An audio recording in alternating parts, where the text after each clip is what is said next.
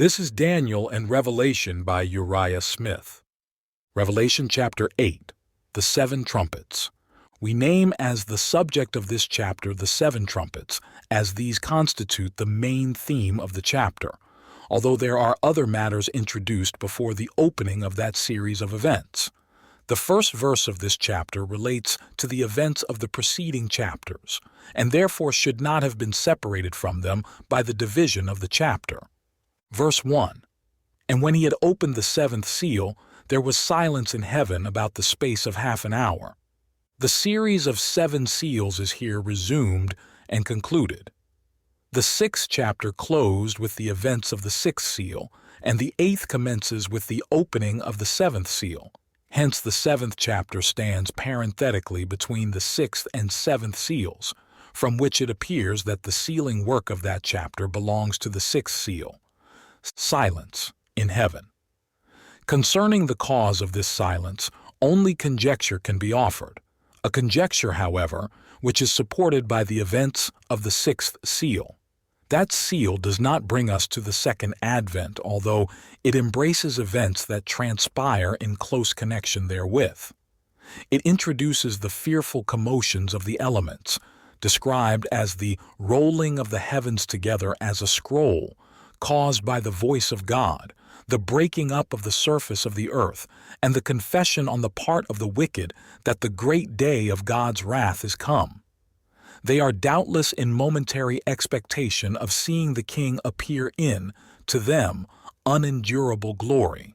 But the seal stops just short of that event. The personal appearing of Christ must therefore be allotted to the next seal. But when the Lord appears, he comes with all the holy angels with him. Matthew 25:31. And when all the heavenly harpers leave the courts above to come down with their divine Lord as he descends to gather the fruit of his redeeming work, will there not be silence in heaven? The length of this period of silence, if we consider it prophetic time, would be about 7 days. Verse 2. And I saw the seven angels which stood before God, and to them were given 7 trumpets. This verse introduces a new and distinct series of events. In the seals, we have had the history of the church during what is called the gospel dispensation. In the 7 trumpets, now introduced, we have the principal political and warlike events which were to transpire during the same time. Verse 3. And another angel came and stood at the altar, having a golden censer, and there was given unto him much incense, that he should offer it with the prayers of all saints upon the golden altar which was before the throne. 4. And the smoke of the incense, which came with the prayers of the saints, ascended up before God out of the angel's hand. 5. And the angel took the censer, and filled it with fire of the altar, and cast it into the earth. And there were voices, and thunderings, and lightnings, and an earthquake. Having, as it were, in verse 2, brought out the 7 angels, and introduced them before us upon the stage of action, John, for a moment, in the 3 verses last quoted, directs attention to an entirely different scene. The angel which approaches the altar is not one of the 7 trumpet angels. The altar is the altar of incense, which, in the earthly sanctuary, was placed in the first apartment. Here, then, is another proof that there exists in heaven a sanctuary with its corresponding vessels of service, of which the earthly was a figure, and that we are taken into that sanctuary by the visions of John. A work of illustration for all the saints in the sanctuary above is thus brought to view. Doubtless, the entire work of mediation for the people of God during the gospel dispensation is here presented. This is apparent from the fact that the angel offers his incense with the prayers of all saints, and that we are here carried forward to the end is evident from the act of the angel in filling the censer with fire and casting it unto the earth, for his work is then done. No more prayers are to be offered up mingled with incense, and this symbolic act can have its application only at the time when the ministration of Christ in the sanctuary in behalf of mankind has forever ceased. And following the angel's act are voices, thunderings, lightnings, and an earthquake, exactly such occurrences as we are elsewhere informed transpire at the close of human probation.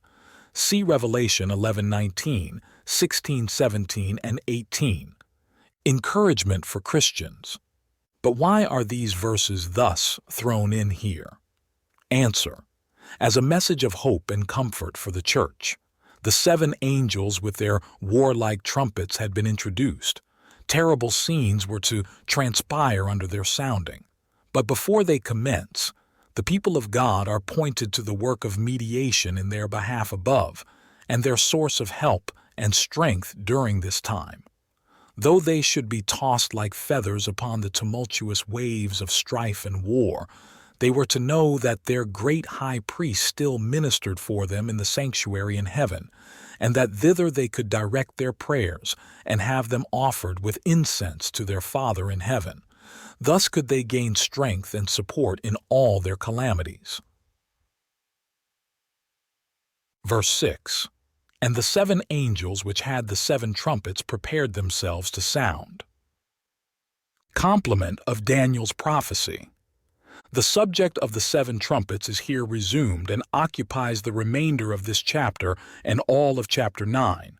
The 7 angels prepare themselves to sound. Their sounding comes in as a complement to the prophecy of Daniel 2 and 7, commencing with the breaking up of the old Roman Empire into its 10 divisions, of which, in the first 4 trumpets, we have a description. Verse 7. The first angel sounded, and there followed hail and fire mingled with blood, and they were cast upon the earth. And the third part of trees was burnt up, and all green grass was burnt up. Testimony of standard historians. Mr. Keith has very justly remarked on the subject of this prophecy. None could elucidate the text more clearly or expound them more fully than the task has been performed by Gibbon. The chapters of the skeptical philosopher that treat directly of the matter need but a text to be prefixed and a few unholy words to be blotted out to form a series of expository lectures on the 8th and 9th chapters of Revelation. Little or nothing is left for the professed interpreter to do but to point to the pages of Gibbon. The first sore and heavy judgment which fell on Western Rome in its downward course was the war with the Goths under Alaric, who opened the way for later inroads. The death of Theodosius, the Roman emperor, occurred in January 395, and before the end of the winter, the Goths under Alaric were in arms against the empire. The first invasion under Alaric ravaged Thrace, Macedonia, Attica, and the Peloponnesus, but did not reach the city of Rome. On his second invasion, however, the Gothic chieftain crossed the Alps and the Apennines and appeared before the walls of the Eternal City, which soon fell a prey to the fury of the barbarians. Hail and fire mingled with blood were cast upon the earth. The terrible effects of this Gothic invasion are represented as hail, from the fact of the northern origin of the invaders, fire, from the destruction by flame of both city and country, and blood, from the terrible slaughter of the citizens of the empire by the bold and intrepid warriors. The blast of the first trumpet has its location about the close of the 4th century and onward, and refers to these desolating invasions of the Roman Empire under the Goths. I know not how the history of the sounding of the first trumpet can be more impressively set forth than by presenting the graphic rehearsal of the facts which are stated in Gibbon's history by Mr. Keith in his Signs of the Times, Volume 1, pages 221 through 233. Large extracts show how amply and well Gibbon has expounded his text in the history of the first trumpet, the first storm that pervaded the Roman earth and the first fall of Rome. To use his words in more direct comment, we read thus the sum of the matter. The Gothic nation was in arms at the first sound of the trumpet, and in the uncommon severity of the winter, they rolled their ponderous wagons over the broad and icy back of the river, The fertile fields of Phocis and Boeotia were crowded with a deluge of barbarians. The males were massacred. The females and cattle of the flaming villages were driven away.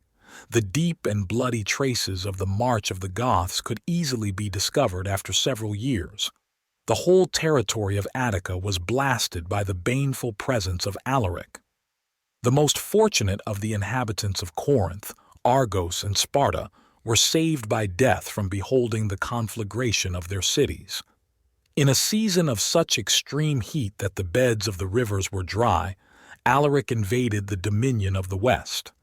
A secluded old man of Verona, the poet Claudian, pathetically lamented the fate of his contemporary trees, which must blaze in the conflagration of the whole country.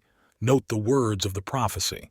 The third part of the trees was burned up, and the emperor of the Romans fled before the king of the Goths.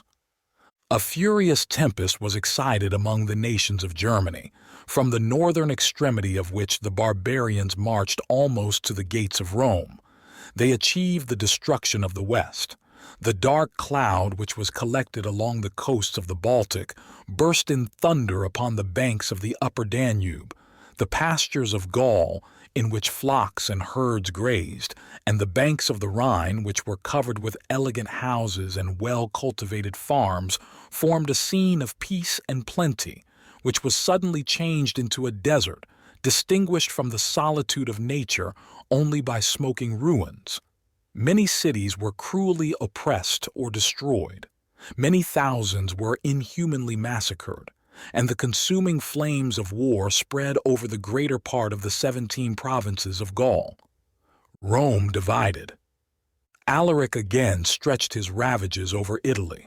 During 4 years the Goths ravaged and reigned over it without control, and in the pillage and fire of Rome, the streets of the city were filled with dead bodies. The flames consumed many public and private buildings, and the ruins of a palace remained, after a century and a half, a stately monument of the Gothic conflagration. The concluding sentence of the 33rd chapter of Gibbon's history is of itself a clear and comprehensive commentary, for in winding up his own description of this brief but most eventful period, he concentrates, as in a parallel reading, the sum of the history and the substance of the prediction. But the words which precede it are not without their meaning. The public devotion of the age was impatient to exalt the saints and martyrs of the Catholic Church on the altars of Diana and Hercules. The union of the Roman Empire was dissolved, its genius was humbled in the dust, and armies of unknown barbarians, issuing from the frozen regions of the north, had established their victorious reign over the fairest provinces of Europe and Africa. The last word, Africa, is the signal for the sounding of the second trumpet. The scene changes from the shores of the Baltic to the southern coast of the Mediterranean, or from the frozen regions of the north to the borders of burning Africa. And instead of a storm of hail being cast upon the earth, a burning mountain was cast into the sea. Verse 8. And the second angel sounded, and as it were, a great mountain burning with fire was cast into the sea, and the third part of the sea became blood. 9. And the third part of the creatures which were in the sea and had life died, and the third part of the ships were destroyed. The Roman Empire, after Constantine, was divided into 3 parts, and hence the frequent remark, a third part of men, etc., in allusion to the third part of the empire which was under the scourge. This division of the Roman kingdom was made at the death of Constantine, among his 3 sons, Constantius, Constantine II, and Constans. Constantius possessed the east and fixed his residence at Constantinople, the metropolis of the empire.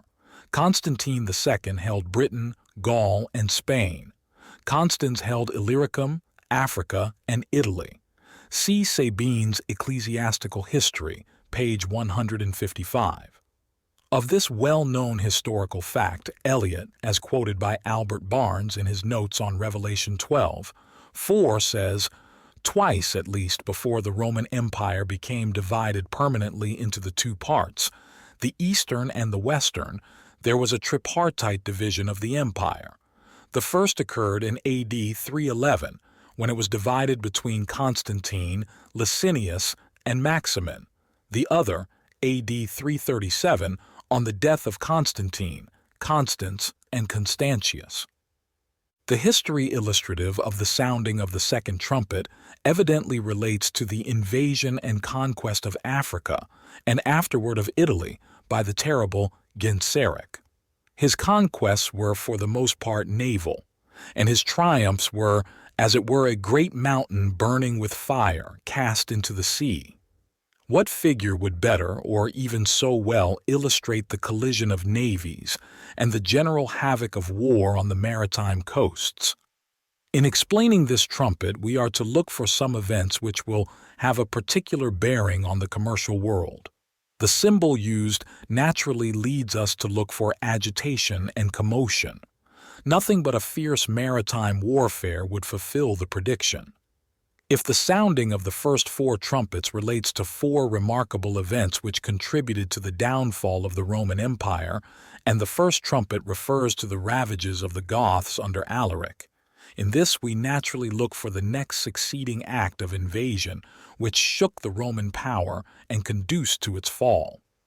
The next great invasion was that of the terrible Genseric at the head of the Vandals. His career occurred during the years AD 428 through 468. This great Vandal chief had his headquarters in Africa. But as Gibbon states, the discovery and conquest of the black nations in Africa that might dwell beneath the torrid zone could not tempt the rational ambition of Genseric, but he cast his eyes toward the sea.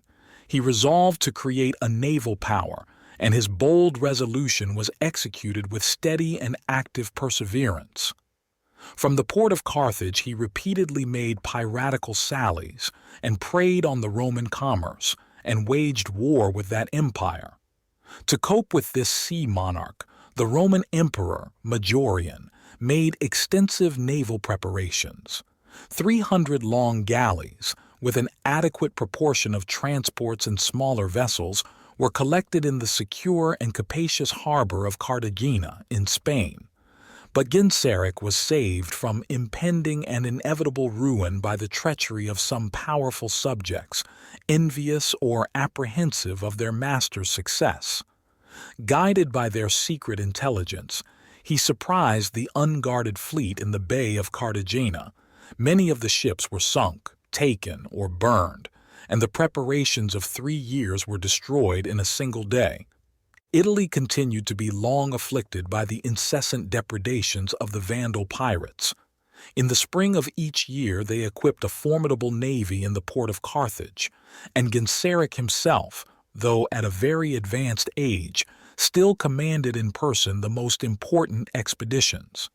The Vandals repeatedly visited the coasts of Spain, Liguria, Tuscany, Campania, Lucania, Bruttium, Apulia, Calabria, Venetia, Dalmatia, Epirus, Greece, and Sicily. The celerity of their motion enabled them almost at the same time to threaten and to attack the most distant objects which attracted their desires, and as they always embarked a sufficient number of horses, they had no sooner landed than they swept the dismayed country with a body of light cavalry. A last and desperate attempt to dispossess Genseric of the sovereignty of the seas was made in the year 468 by Leo, the Emperor of the East. Gibbon bears witness to this as follows. The whole expense of the African campaign amounted to the sum of 130,000 pounds of gold, about 5,200,000 pounds sterling. The fleet that sailed from Constantinople to Carthage consisted of 1,113 ships, and the number of soldiers and mariners exceeded 100,000 men. The army of Heraclius and the fleet of Marcellinus either joined or seconded the imperial lieutenant. The wind became favorable to the designs of Genseric. He manned his largest ships of war with the bravest of the Moors and Vandals, and they towed after them many large barks filled with combustible materials. In the obscurity of the night, these destructive vessels were impelled against the unguarded and unsuspecting fleet of the Romans, who were awakened by a sense of their instant danger. Their close and crowded order assisted the progress of the fire, which was communicated with rapid and irresistible violence, and the noise of the wind, the crackling of the flames, the dissonant cries of the soldiers and mariners, who could neither command nor obey, increased the horror of the nocturnal tumult.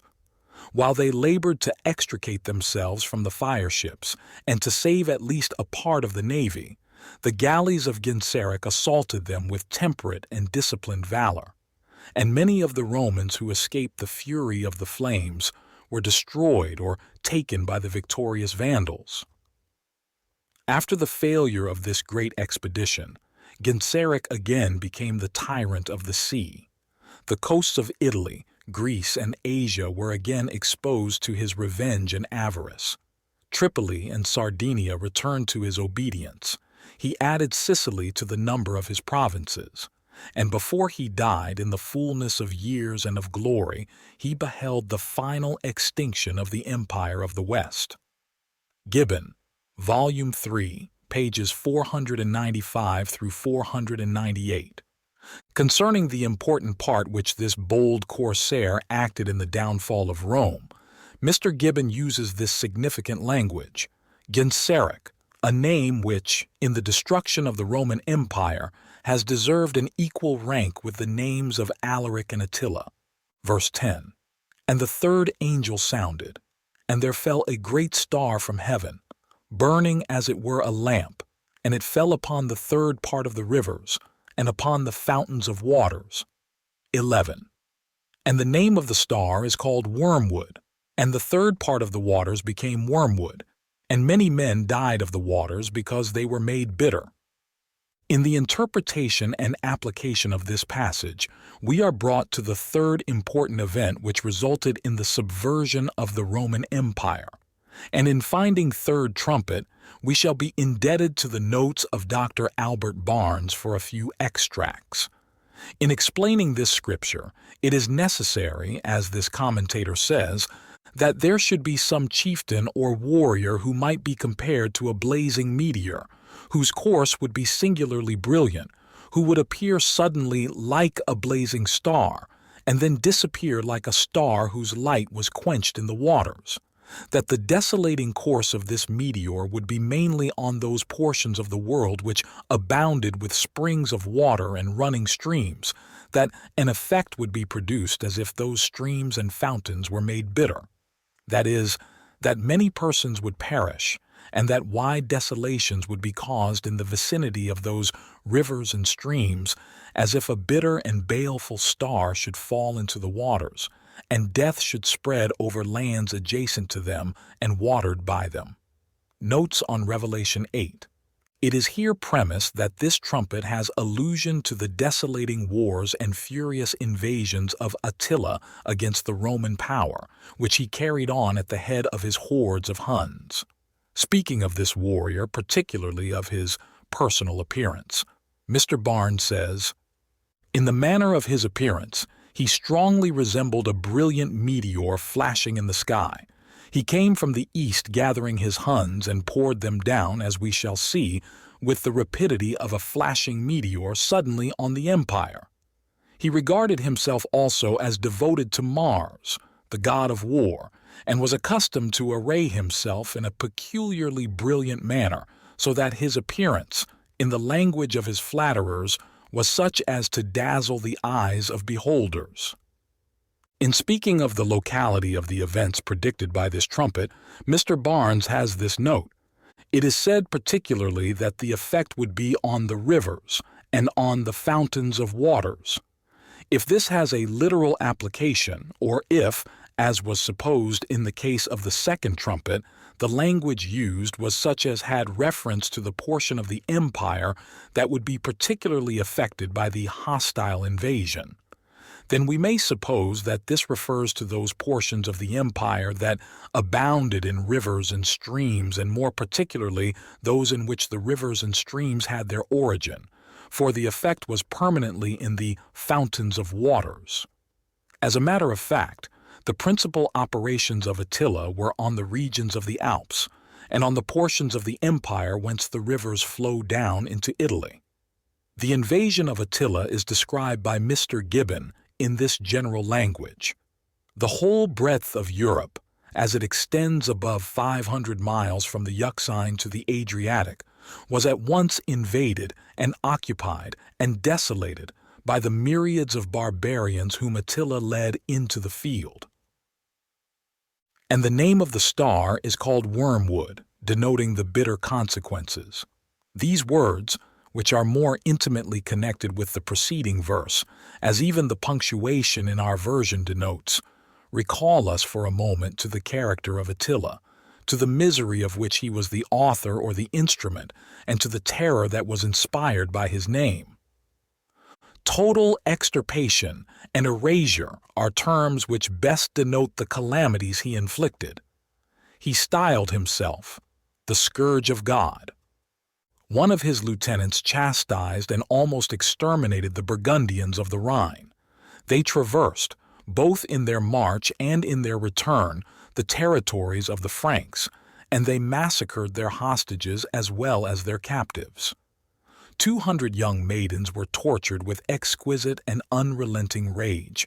Their bodies were torn asunder by wild horses, or were crushed under the weight of rolling wagons, and their unburied limbs were abandoned on public roads as a prey to dogs and vultures. It was the boast of Attila that the grass never grew on the spot which his horse had trod.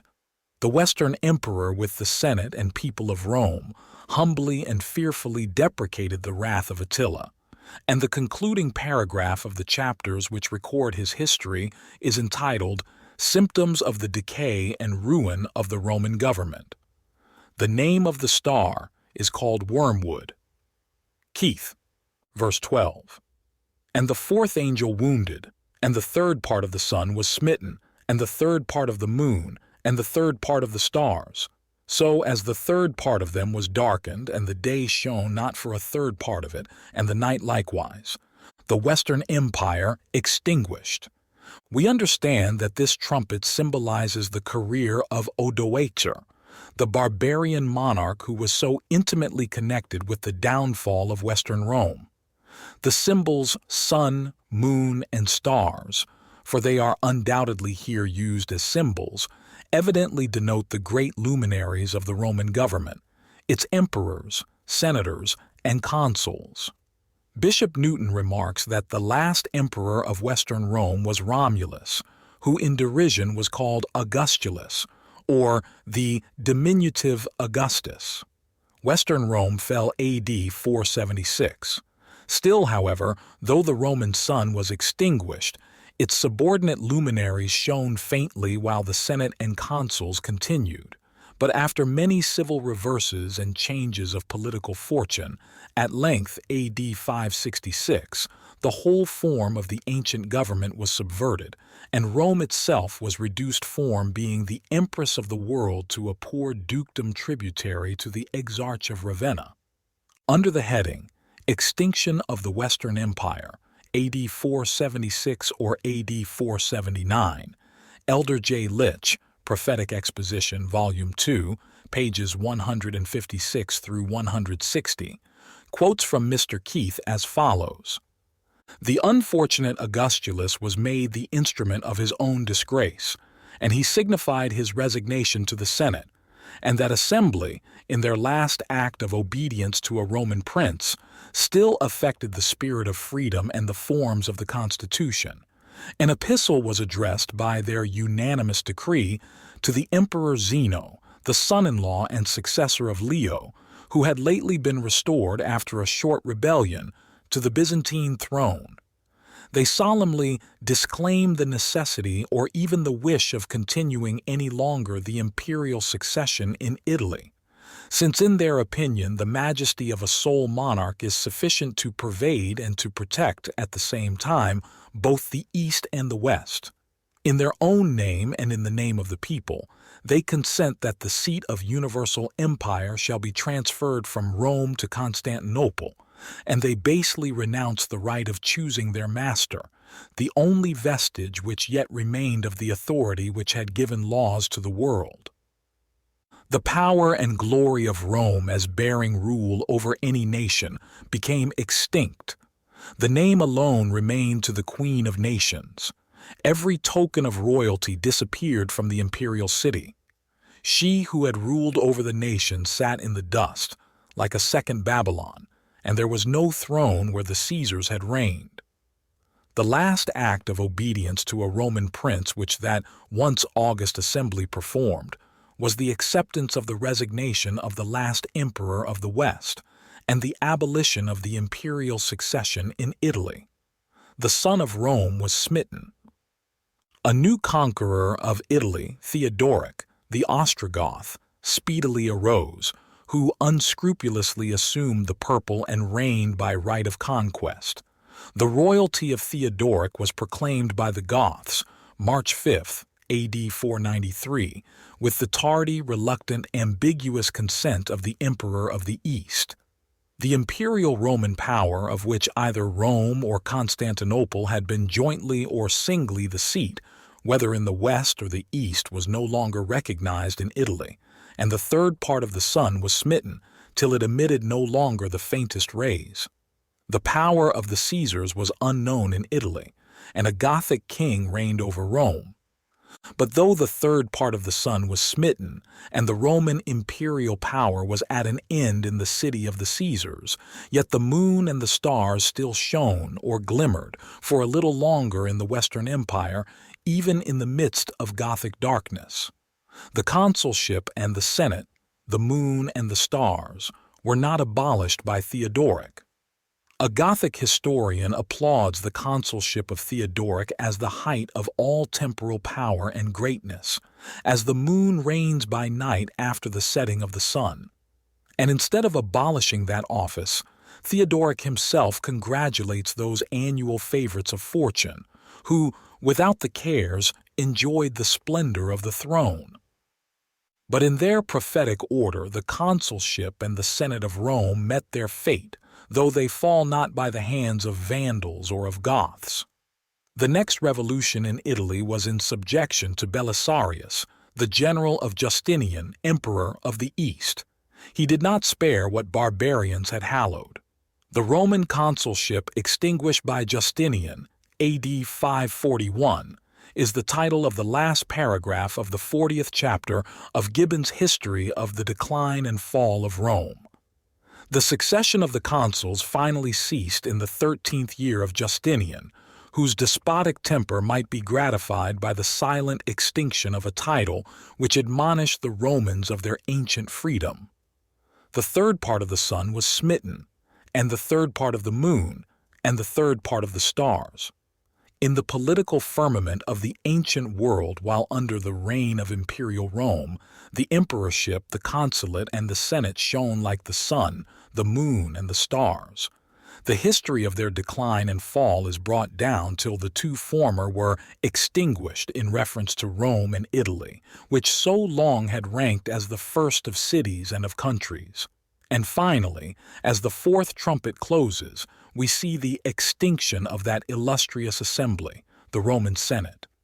The city that had ruled the world, as if in mockery of human greatness, was conquered by the eunuch Narses, the successor of Belisarius.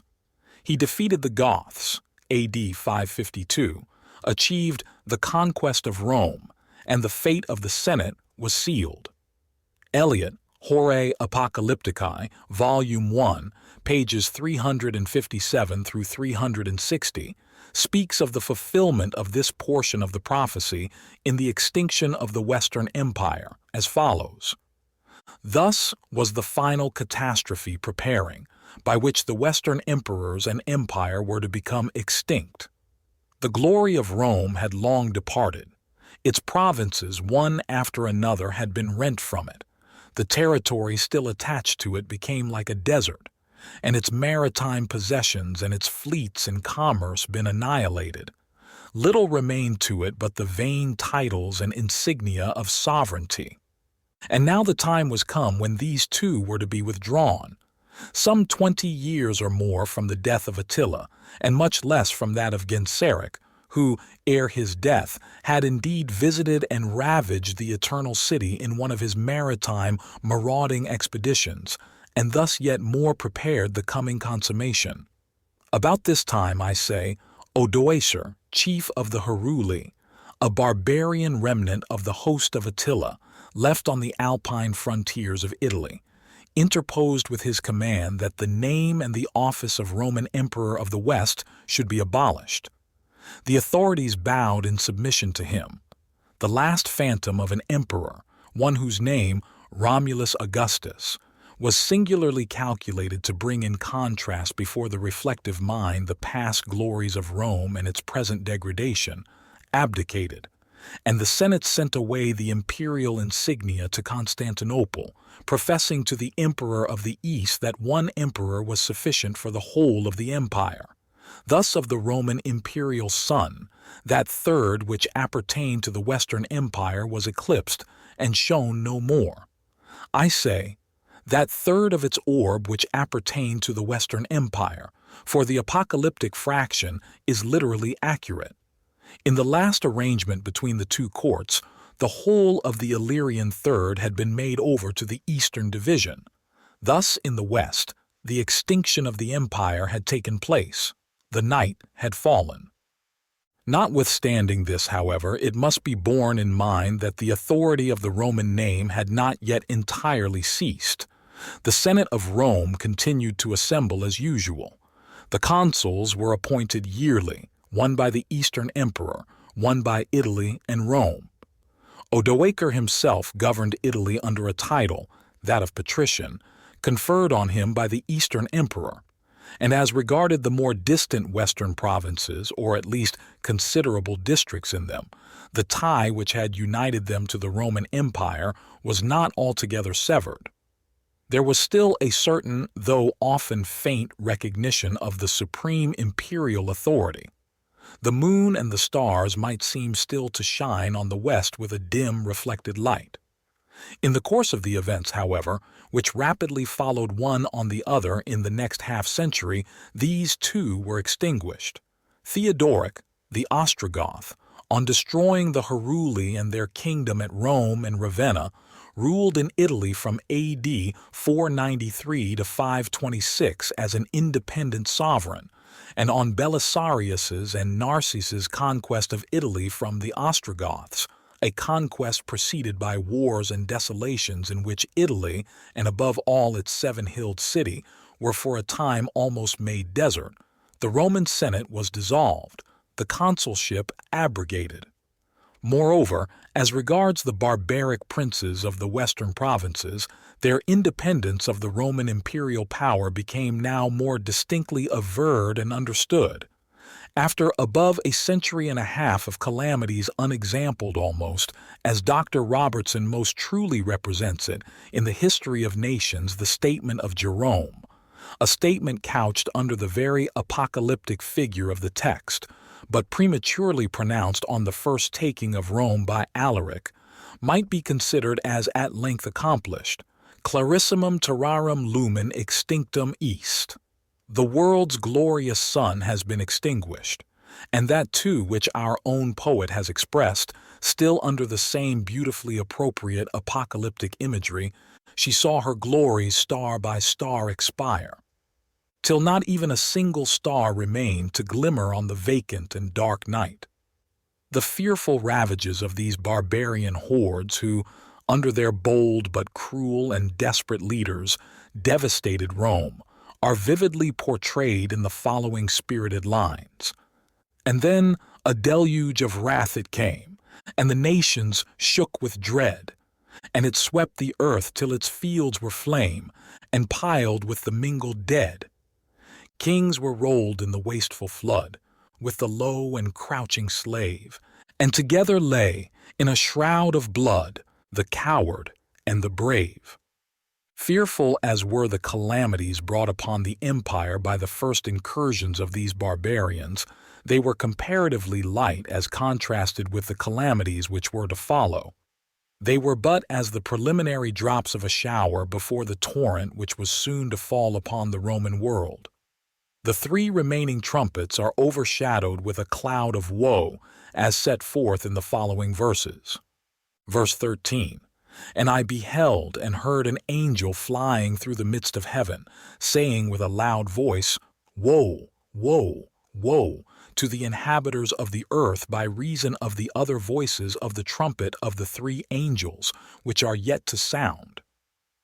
This angel is not one of the series of the seven trumpet angels, but simply one who announces that the three remaining trumpets are woe trumpets, on account of the more terrible events to transpire under their sounding. Thus the next, or fifth trumpet, is the first woe, the sixth trumpet, the second woe, and the seventh, the last one in this series of seven trumpets, is the third woe. Thanks for watching. Please like, subscribe, or share with anyone you think might be willing to hear these precious truths. God bless.